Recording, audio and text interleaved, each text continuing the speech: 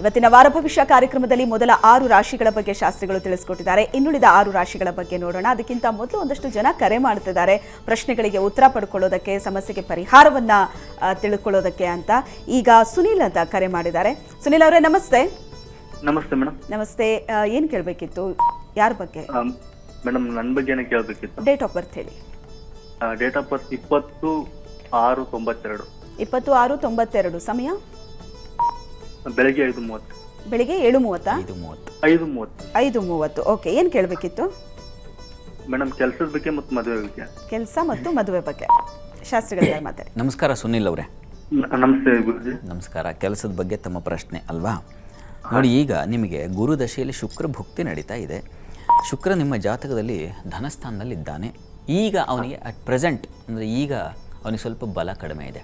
ನೋಡಿ, ನಿಮಗೆ ಕೆಲಸ ಆಗುತ್ತೆ ಇನ್ನು 2 ತಿಂಗಳೊಳಗೆ. ನೀವು ಹತ್ತಿರದಲ್ಲಿ ಯಾವುದಾದ್ರು ಅಮ್ಮನವ್ರ ಸನ್ನಿಧಾನ ಇದ್ದರೆ ಅಲ್ಲಿ ಮಹಾಲಕ್ಷ್ಮಿ ಇದ್ದರೆ ಬಹಳ ಒಳ್ಳೆಯದು. ಅಲ್ಲಿಗೆ ಸ್ವಲ್ಪ ಅವರೇ ಮತ್ತು ಸ್ವಲ್ಪ ತುಪ್ಪ ಇವೆರಡನ್ನು ಪ್ರತಿ ಶುಕ್ರವಾರ ಕೊಟ್ಟು ಬನ್ನಿ. 16 ಶುಕ್ರವಾರ ನೀವು ಈ ಪ್ರಯತ್ನ ಮಾಡಿ, ಖಂಡಿತ ನಿಮಗೆ ಅನುಕೂಲ ಆಗುತ್ತೆ. ಗಾಬರಿ ಮಾಡ್ಕೋಬೇಡಿ. ಒಳ್ಳೆಯದಾಗಲಿ.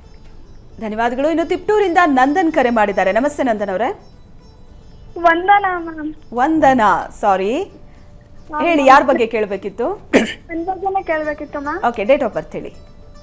19/12. ಓಕೆ. 2002. 2002. ಟೈಮು ಬೆಳಗ್ಗೆ 6:30. ಏನು ಕೇಳಬೇಕಿತ್ತು? ಇವಾಗ ಎಂ.ಕಾಮ್ ಮಾಡ್ತಿದ್ದೀನಿ ಮ್ಯಾಮ್. ಓಕೆ. ಮುಂದೆ ವಿದ್ಯಾಭ್ಯಾಸದ ಬಗ್ಗೆ ಕೇಳಬೇಕಿತ್ತು. ಓಕೆ. ಶಾಸ್ತ್ರಿಗಳಿದ್ದಾರೆ, ಮಾತಾಡಿ. ನಮಸ್ಕಾರ ವಂದನಾ ಅವರೇ. ನಮಸ್ತೆ ಸರ್. ನಮಸ್ಕಾರ. ಹೇಗಿದ್ದೀರಾ? ಚೆನ್ನಾಗಿದ್ದೀವಿ ಸರ್, ನೀವು? Very good. ನಾನು ಸೌಖ್ಯವಾಗಿದ್ದೀನಿ. ನೋಡಿ, ಈಗ ನಿಮಗೆ ರಾಹು ದಶೆಯಲ್ಲಿ ರವಿ ಭುಕ್ತಿ ನಡೀತಾ ಇದೆ. ರವಿ ಬುಧ ನೈಪುಣ್ಯ ಯೋಗ ಇದೆ ಮತ್ತು ನಿಮಗೆ ಬಲ ಇದೆ. ರವಿ ಬುಧಾದಿತ್ಯ ಯೋಗ ಅಂತ. ನೀವು ಎಂ.ಕಾಮ್ ತೊಗೊಂಡಿರೋದು ಸರಿ ಇದೆ. ಬುಧನೂ ಚೆನ್ನಾಗಿದ್ದಾನೆ. ಹೀಗಾಗಿ ಮತ್ತು ಬಹಳ ವಿಶೇಷವಾಗಿ ಲಾಭಾಧಿಪತಿ ಶುಕ್ರ ತುಂಬ ಚೆನ್ನಾಗಿದ್ದಾನೆ. ಹೈಯರ್ ಸ್ಟಡೀಸ್ ಮಾಡಬಹುದು. ಒಳ್ಳೆಯ ಕೆಲಸವೂ ಸಿಗುತ್ತೆ. ಒಳ್ಳೆಯ ಹೆಸರು ಮಾಡ್ತೀರಾ. ಚೆನ್ನಾಗಿದೆ ಇವರೇ. ಜಾತಕ ಚೆನ್ನಾಗಿರೋದ್ರಿಂದ ನಿಮ್ಮ ಭವಿಷ್ಯ ಕೂಡ ಚೆನ್ನಾಗಿರುತ್ತೆ. ಯೋಚನೆ ಮಾಡಬೇಡಿ. ಒಳ್ಳೆಯದಾಗಲಿ ತಮಗೆ. ಎಸ್. ಈಗ ಮುಂದಿನ ಕಾಲರ್ ಬೆಂಗಳೂರಿನಿಂದ ಮಾಧವಿ ಕರೆ ಮಾಡಿದ್ದಾರೆ. ನಮಸ್ತೆ ಮಾಧವಿ ಅವರೇ. ನಮಸ್ತೆ ಮೇಡಮ್. ನಮಸ್ತೆ. ನಿಮ್ಮ ಡೇಟ್ ಆಫ್ ಬರ್ತ್ ಹೇಳಿ. ನಿಮ್ಮ ಬಗ್ಗೆನೇ ಕೇಳಬೇಕಿತ್ತಾ? ಇಲ್ಲ, ನಮ್ಮ ಮಗಳ ಬಗ್ಗೆ ಕೇಳಿ. ಓಕೆ. ಡೇಟ್ ಆಫ್ ಬರ್ತ್ ಹೇಳಿ. 31. ಹಾಂ. 31. ಓಕೆ. 1. ಓಕೆ. 97. ಟೈಮು ಮಧ್ಯಾಹ್ನ, ಶುಕ್ರವಾರ ಮಧ್ಯಾಹ್ನ 12:34. 12:34. ಏನು ಕೇಳಬೇಕಿತ್ತು ಮಗಳ ಬಗ್ಗೆ? ಮದ್ವೆ ಬಗ್ಗೆ ಕೇಳಬೇಕಿತ್ತು. ಮದುವೆ ಬಗ್ಗೆ. ಯಾವಾಗ ಮದುವೆ ಆಗತ್ತೆ ಏನು ಅಂತ ಹೌದು. ಪ್ರಯತ್ನ ಪಡ್ತಿದ್ದೀರಾ? ಹೌದು ಮೇಡಮ್. ಓಕೆ. ಮಾತಾಡಿ ಶಾಸ್ತ್ರಿಗಳ ಹತ್ರ. ನಮಸ್ಕಾರ ಮಾಧವಿ ಅವರೇ. ನಮಸ್ಕಾರ ಸರ್. ನಮಸ್ಕಾರ. ಈಗ ಅವರಿಗೆ ಶನಿ ದಶೆಯಲ್ಲಿ ಶನಿ ಭುಕ್ತಿ ನಡೀತಾ ಇದೆ. ಶನೈಶ್ಚರ ಜಾತಕದಲ್ಲಿ ವ್ಯಯಸ್ಥಾನದಲ್ಲಿದ್ದಾನೆ. ಇರಲಿ. ಈಗ ಲಗ್ನದಿಂದ ಸಪ್ತಮಾಧಿಪತಿ ಬಹಳ ಮುಖ್ಯ. ಯಾಕೆಂದರೆ ವಿವಾಹ ನಾವು ಅಪೇಕ್ಷೆ ಮಾಡ್ತಾ ಇದ್ದೆ ಅಂದರೆ ನಮ್ಮ ಗುರಿ ಇರೋದು ಅದು ಅಲ್ವಾ. ಹೀಗಾಗಿ ಶುಕ್ರ ಸಪ್ತಮಾಧಿಪತಿ, ವಿವಾಹದ ಅಧಿಪತಿ. ಅವನು ಇನ್ನು 2 ತಿಂಗಳಿಗೆ ಒಳ್ಳೆಯ ಕ್ಷೇತ್ರಕ್ಕೆ ಬಂದುಬಿಡ್ತಾನೆ. ಅಂದರೆ ಸಪ್ತಮ ಕ್ಷೇತ್ರಕ್ಕೆ ಬಂದುಬಿಡ್ತಾನೆ. ಆಗ ಏರ್ಪಾಡಾಗುತ್ತೆ ಅನ್ನೋದು. ಹೀಗಾಗಿ ಗುರುಬಲ ಇಲ್ಲ ಮತ್ತೊಂದು ಅಂತ ನೀವು ಕಂಗಾಲಾಗಬೇಕಾದ್ದಿಲ್ಲ. ಶುಕ್ರ ಆ ಸ್ಥಾನಕ್ಕೆ ಅವನ ಕ್ಷೇತ್ರಕ್ಕೆ ಬಂದುಬಿಟ್ರೆ ಆಗಲೂ ವಿವಾಹ ಆಗುತ್ತೆ ಅಂತ ಶಾಸ್ತ್ರ ಹೇಳುತ್ತೆ. ಶುಕ್ರಸ್ತಪೋವ ತನುನಾಥ ಭಾಂಶ ತ್ರಿಕೋಣ ಮಾಯಾತಿ ತದಾ ವಿವಾಹ ಅಂತ ಶಾಸ್ತ್ರವಾಣಿ. ಹೀಗಾಗಿ ಅನುಕೂಲ ಆಗುತ್ತೆ ಇನ್ನು 2 ತಿಂಗಳು. ಆದರೆ ಚಂದ್ರ ಅದೊಂದು ಶಾಂತಿ ಮಾಡಿಸ್ಬೇಕು. ಚಂದ್ರಗ್ರಹ ಶಾಂತಿ ಒಂದು ಮಾಡಿಸಿದ್ರೆ ಬಹಳ ಒಳ್ಳೆಯದು. ಆ ಒಂದು ಪ್ರಯತ್ನ ಮಾಡಿ, ಅನುಕೂಲ ಆಗುತ್ತೆ. ಆತಂಕ ಬೇಡ. ಒಳ್ಳೆಯದಾಗಲಿ. ಎಸ್. ಇನ್ನು ಶಿವಮೊಗ್ಗದಿಂದ ರಮೇಶ್ ಅವರು ಕರೆ ಮಾಡಿದ್ದಾರೆ. ನಮಸ್ತೆ ರಮೇಶ್ ಅವರೇ. ನಮಸ್ತೆ ಮೇಡಮ್. ಯಾರ ಬಗ್ಗೆ ಕೇಳಬೇಕು? ನನ್ನ ಮಗನ ಬಗ್ಗೆ ಕೇಳಬೇಕು. ಓಕೆ. ಡೇಟ್ ಆಫ್ ಬರ್ತ್ ಹೇಳಿ. 20/12/97. 20/12/97. ಹೌದು ಮೇಡಮ್. ಟೈಮು ಒಬ್ಬ ನಕ್ಷತ್ರ ಸಿಂಹರಾಶಿ. ಟೈಮ್ ಸಂಜೆ 5:55. ಸಂಜೆ 5:55. ಹೌದು ಮೇಡಮ್. ಓಕೆ. ಏನು ಕೇಳಬೇಕಿತ್ತು? ನೌಕರಿ ಬಗ್ಗೆ ಕೇಳಬೇಕು ಮೇಡಮ್. Civil engineer ಮಾಡ್ಕೊಂಡೇನೆ. ತುಂಬಾ ಟ್ರೈ ಮಾಡ್ತಾ ಇದೀವಿ. ನೌಕರಿ ಎಲ್ಲ ಆಗ್ತಾ ಇಲ್ಲ. ಅದಕ್ಕೆ ಮಾಡ್ಬೇಕು. ಜಾಬ್ ಏನಾಗುತ್ತೆ ಅಂತ ಮಾತಾಡಿ ಶಾಸ್ತ್ರಿಗಳ ಹತ್ರ. ಹೌದು ಮೇಡಮ್. ಹಾಂ. ನಮಸ್ಕಾರ ರಮೇಶ್ ಅವರೇ. ನಮಸ್ಕಾರ ಗುರುಜಿ. ನಮಸ್ಕಾರ. ನಮಸ್ಕಾರ. ಇವರೇ. ಗೊತ್ತಾಯಿತು ಪಾಪ, ನಿಮ್ಮ ಪ್ರಶ್ನೆ ಅರ್ಥ ಆಯಿತು. ಕೆಲಸ ಪ್ರಯತ್ನ ಮಾಡ್ತಾ ಇದ್ದಾರೆ, ಆಗ್ತಾ ಇಲ್ಲ, ಏನು ಮಾಡೋದು ಅಂತ. ಅದಕ್ಕೆ ಏನಾಗಿದೆ, ಇಲ್ಲಿ ತೊಡಕು ಸ್ವಲ್ಪ ಒಂದು ಲಕ್ಷಣ ಇದೆ. ಕರ್ಮಾಧಿಪತಿ ಅಂದರೆ ಯಾರ ವೃತ್ತಿಯ ಅಧಿಪತಿ ಅವನು ಬಲಹೀನ ನೀಚ ಸ್ಥಾನದಲ್ಲಿದ್ದಾನೆ ಮತ್ತು ಶನಿಶ್ಚರ ಕರ್ಮಸ್ಥಾನದಲ್ಲಿದ್ದಾನೆ. ಇವೆರಡು ಸ್ವಲ್ಪ ತೊಡಕೆ. ಶನಿ ವಿಳಂಬ ಮಾಡ್ತಾನೆ. ಆ ಅಧಿಪತಿಗೆ ಬಲ ಇರೋದರಿಂದ ಕೆಲಸವೂ ಆಗೋದು ಇಲ್ಲ. ಹೀಗಾಗುತ್ತೆ. ಈ ಕಾರಣಕ್ಕೆ ನೋಡಿ, ಹತ್ತಿರದಲ್ಲಿ ಗುರುಮಂದಿರ ಇದ್ದರೆ ಆ ಗುರು ಸನ್ನಿಧಾನಕ್ಕೆ ನೀವು ಪ್ರತಿ ಗುರುವಾರ ನಿಮ್ಮ ಮಗನ ಕೈಲಿ ಕಳಿಸಿ ಪ್ರತಿ ಗುರುವಾರ ಸ್ವಲ್ಪ ಕಡಲೆ ಜೊತೆಗೆ ಬೆಲ್ಲ ಇದನ್ನು ಗುರುಮಂದಿರಕ್ಕೆ ಕೊಟ್ಟು ಬರಲಿ. ಬಹಳ ಸರಳವಾದ ಪರಿಹಾರ ಇದು, ಸುಲಭವಾಗಿ ಮಾಡಬಹುದು. ಪ್ರತಿ ಗುರುವಾರ 9 ಗುರುವಾರ ಈ ಪ್ರಯತ್ನ ಮಾಡಲಿ. ಮತ್ತು ಶನಿವಾರ ಅಲ್ಲಿ ಹತ್ತಿರದಲ್ಲಿ ಆಂಜನೇಯ ಸನ್ನಿಧಾನ ಇದ್ದರೆ ಹೋಗಿ ನಮಸ್ಕಾರ ಹಾಕ್ಕೊಂಬರಲಿ. ಅದನ್ನು ಪ್ರತಿ ಶನಿವಾರ ಮಾಡಲಿ. ಇವೆರಡು ಪರಿಹಾರ ಮಾಡೋದ್ರಿಂದಾಗಿ ಶೀಘ್ರದಲ್ಲಿ ಅನುಕೂಲ ಆಗುತ್ತೆ. ಪ್ರಯತ್ನ ಮಾಡಿ ನೋಡಿ, ಒಳ್ಳೆಯದಾಗಲಿ. ಎಸ್, ಧನ್ಯವಾದಗಳು ಕರೆ ಮಾಡಿದ್ದಕ್ಕೆ. ಈಗ ರಾಶಿಗಳ ಬಗ್ಗೆ ತಿಳ್ಕೊಳ್ಳುವಂತಹ ಸಮಯ ಶಾಸ್ತ್ರಿಗಳೇ.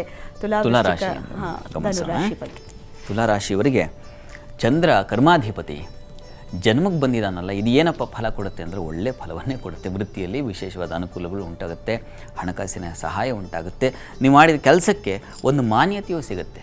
ಚೆನ್ನಾಗಿ ಕೆಲಸ ಮಾಡಿದರೆ ಅನ್ನೋ ಗೌರವ, ನಿಮ್ಮ ಐಡೆಂಟಿಟಿ ಹೆಚ್ಚಾಗುತ್ತೆ, ಅದು ಚೆನ್ನಾಗಿದೆ.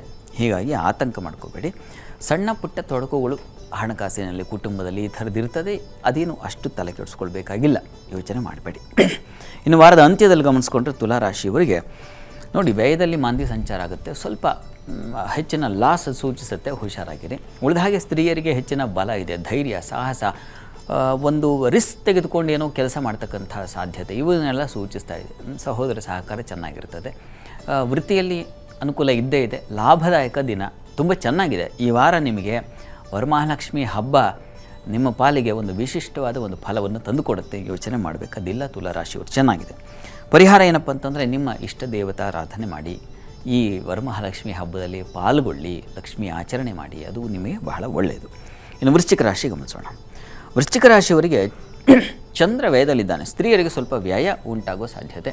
ವೃತ್ತಿಯಲ್ಲಿ ಅನುಕೂಲ ಚೆನ್ನಾಗಿದೆ, ನಿಮಗೆ ಬಲ ಇದೆ. ಕಾರಣ ಚಂದ್ರನ ಬಲ ಚೆನ್ನಾಗಿರೋದ್ರಿಂದಾಗಿ ಕುಜನೂ ನಿಮ್ಮ ರಾಶಿಯನ್ನು ನೋಡ್ತಾನೆ. ಗುರು ಕುಜ ಇಬ್ಬರು ಒಟ್ಟಾಗಿಬಿಟ್ಟಿದ್ದಾರೆ. ಹೀಗಾಗಿ ಈ ಮೆಕ್ಯಾನಿಕಲ್ಲು, ಆಟೋಮೊಬೈಲ್ಸ್, ಪೆಟ್ರೋಲಿಯಂ ಇಂಥ ಕ್ಷೇತ್ರದಲ್ಲಿ ಇರೋರಿಗೆ ತುಂಬ ಚೆನ್ನಾಗಿದೆ.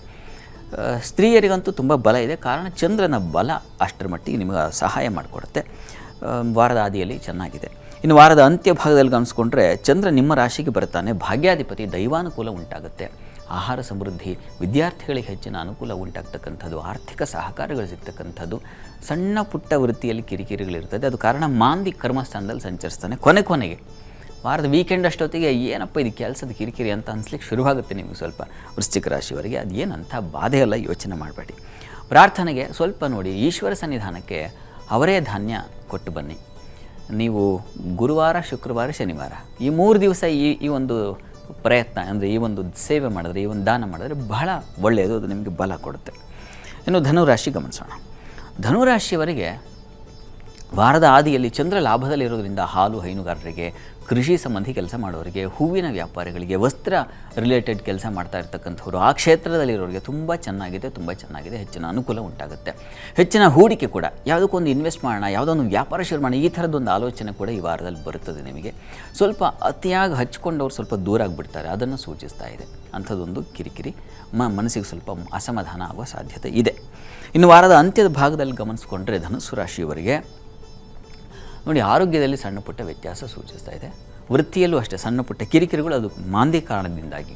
ಅಲ್ಲಿ ಕೇತು ಮಾಂದಿ ಇದ್ದಾಗ ಸ್ಥಾನಚ್ಯುತಿ, ಕೆಲಸಕ್ಕೆ ಒಂದು ಸ್ವಲ್ಪ ಭಯದ ವಾತಾವರಣ ಬಂದುಬಿಡುತ್ತೆ. ಏನಪ್ಪ ಇರ್ತೀನಾ ಇಲ್ವ, ಈ ರೀತಿಯ ಒಂದು ತೊಡಕು, ಭಯ ಸೂಚಿಸ್ತಕ್ಕಂಥ ಸಾಧ್ಯತೆ. ಧನುರಾಶಿಯವರು ಸ್ವಲ್ಪ ವೀಕ್ ಇದೆ. ಗುರು ವೀಕ್ ಆಗಿರೋದ್ರಿಂದಾಗಿ ನಿಮಗೆ ಸಹಜವಾಗಿ ಈ ಥರ ಆಗುತ್ತೆ. ಧೃತಿಗೆಡಬೇಡಿ, ಅದಕ್ಕೊಂದು ಪರಿಹಾರ ಇದೆ. ಗಣಪತಿ ಸನ್ನಿಧಾನಕ್ಕೆ ಸ್ವಲ್ಪ ಬೆಲ್ಲ ಸಮರ್ಪಣೆ ಮಾಡಿ, ಅದು ಪ್ರತಿ ದಿವಸ ಮಾಡ್ತಾ ಬನ್ನಿ. ಅದು ನಿಮಗೆ ಇಂಥ ತೊಡಕಿದೆಯಲ್ಲ, ಇದನ್ನೆಲ್ಲ ಸ್ವಲ್ಪ ಬಗೆಹರಿಸಿ ಸಮಾಧಾನ ತಂದುಕೊಡುತ್ತೆ. ಇದು ಧನುವರೆಗಿನ ಫಲ.